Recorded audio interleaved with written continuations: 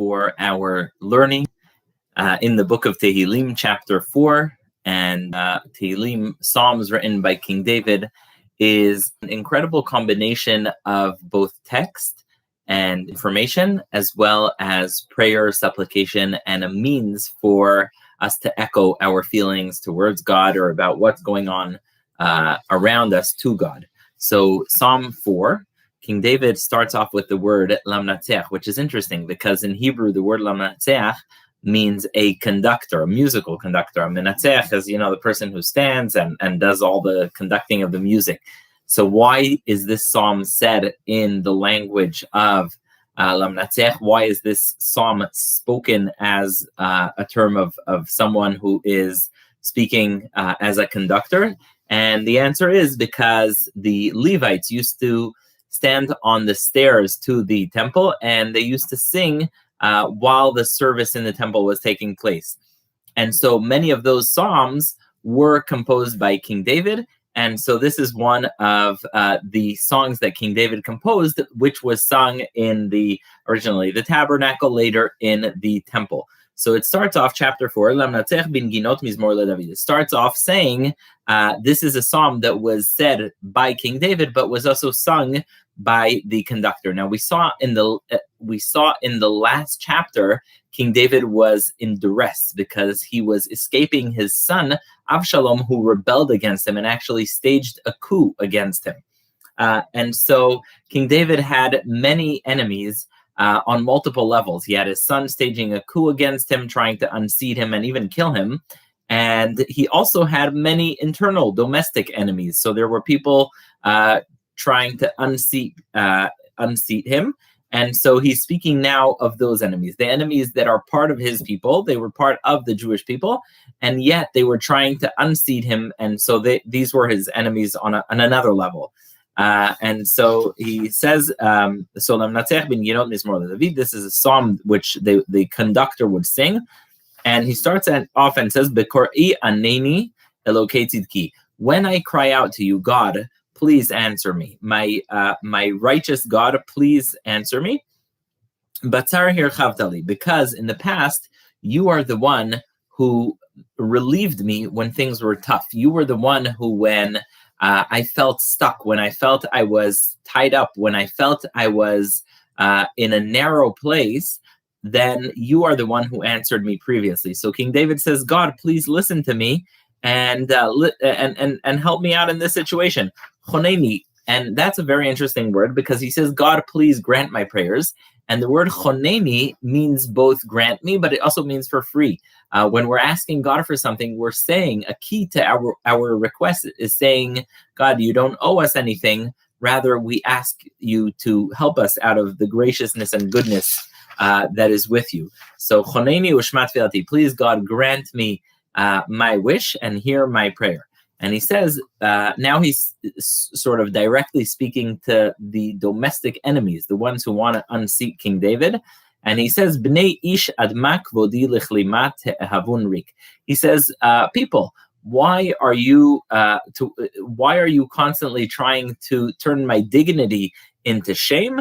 And why are you always looking to find false things about me? It's interesting. It says that when King David was a child, his own brothers used to say he was a bastard, and they used to say terrible things about him.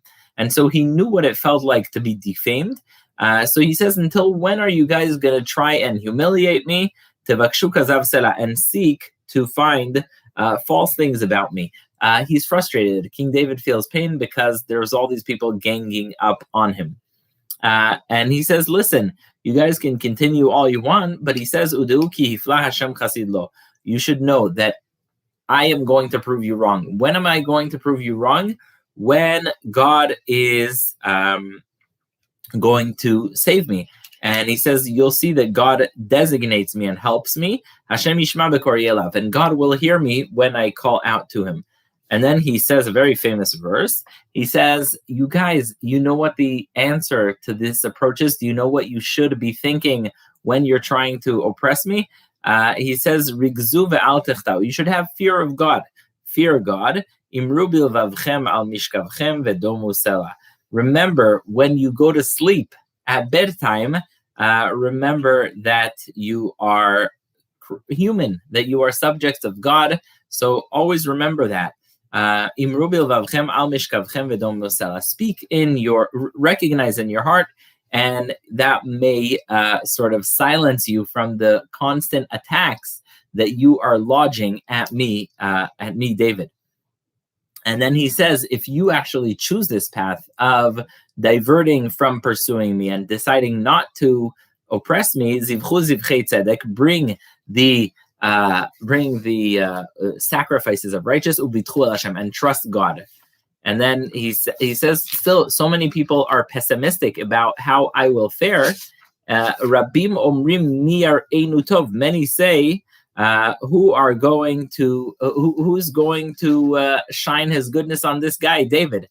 And it's interesting. Commentaries point out this is not just about David, but many people say, look, the people who do evil succeed in life. Often they have these amazing lives, and you're not. The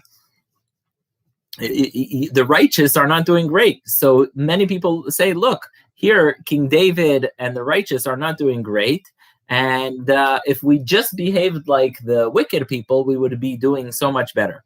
So to that, King David says, he says, God, please, just for that sake, shine your light on us. Show them that, show them that you favor us. Natata simcha belibi. You can put joy in my heart. Even if the wicked are prospering, God, you shine happiness on me. And this is such an important lesson. Sometimes we're jealous of the person who has this material good or that material good. And it's important to realize that when you have joy, when you have something really valuable, that is what's most important. I actually just saw something fascinating. The founder of the McAfee company, the famous antivirus, he unfortunately did very regrettable things, and he ended up in jail. And he sent a message out of jail. He says, now that I have nothing, I feel the happiest, because it's the things that you believe in. That's what you're left with. So King David says, shine your happiness on me, shine your goodness on me, even though the wicked prosper, show me that you're with me. And he says, B'shalom, in peace, yachtav eshkeva, I will sleep in peace. I'll be able to sleep peacefully. Veishan, ki ata Hashem levadad. You, God alone, lavetach toshiveni. You, God alone, are the one who can seat me in security, in confidence, and that is all I care about. So King David is saying, even though there are those who are very successful, even though there are those who are really wicked but do well in life, it doesn't matter. God, what I need to know is that you are with me. I need you to shine your face on me. I need you to feel I need to feel the joy of being with you. I need to feel the joy of being with God. And then he says, when I know that, when I feel that closeness of God, then I'll fear nothing. I'll be able to sit in confidence and fear nothing. I'd like to thank everyone for joining today. Your comments and feedback are most welcome. And God willing, we will continue tomorrow with chapter 5. I thank you again and appreciate you. Thank you so much. And I will see everyone tomorrow. We are here for our